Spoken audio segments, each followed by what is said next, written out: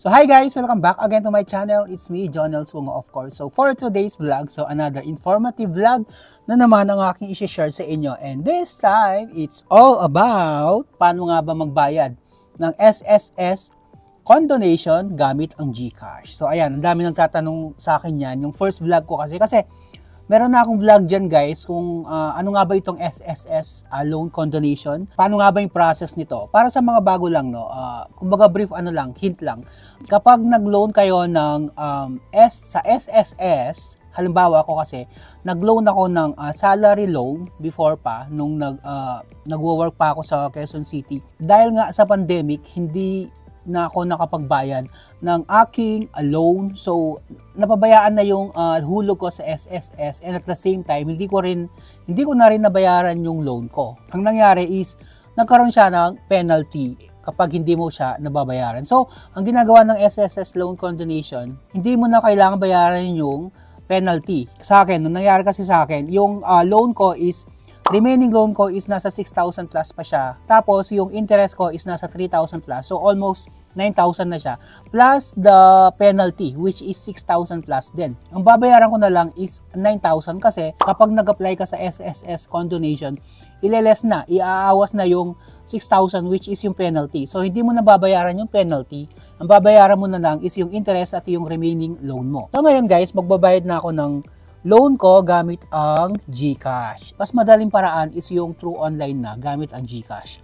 So ngayon guys, ang gagawin muna natin is punta muna kayo sa portal ng SSS, which is yung my.sss portal. Mag-login muna kayo guys. So yun guys, once na nakapag-login na kayo, punta lang kayo dito sa payment reference number and dito sa loans. Makikita nyo dito yung inyong active loans with PRN for the month. So makikita nyo dito yung PRN, which is yung payment reference number. Tapos yung loan type, console loan full payment. Yung loan date, February 14. Tapos yung loan account number, ito din.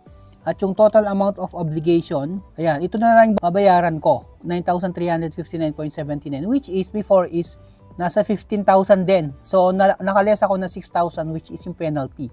Kailangan natin to guys if pwede nyo i-screenshot nyo to or itandaan nyo na lang. Kasi kailangan itong loan account number tsaka yung payment reference number kapag magbabayad kayo through GCash. So, ayan guys. So, ngayon guys, punta na tayo sa ating GCash account. So, ayan. And then, punta tayo dito sa ating pay bills. Tapos, hanapin nyo dito guys yung government. Ito, pang 7 siya. Click nyo lang yung government and then, i-search nyo lang yung SSS. Dalawa lilitaw dyan SSS contribution or yung SSS loans RTPL. Click natin tong SSS loans RTPL. Ang nakalagay dito sa box nila sa SSS loans RTPL is yung PRN, account number, payer type, country, at yung email address. So, i-fill upan lang natin yan guys. So, itong PRN guys, ito yung nakalagay dito sa once na nag-login tayo, di ba? Kinuha natin yung payment reference. Yan, once na tapos na yung PRN, sunod naman yung account number, yun.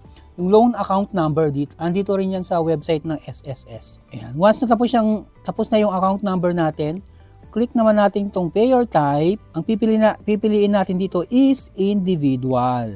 Tapos country, of course, Philippines. Tapos yung email address, dito sila mag-i-email kapag successful yung payment mo. Okay guys, once na tapos na tayo, click lang natin itong next. Pay bills, SSS loans, RTPL, 9,367.79. So may charge siya na 8 pesos. Ayan. So, total of 9,367.79.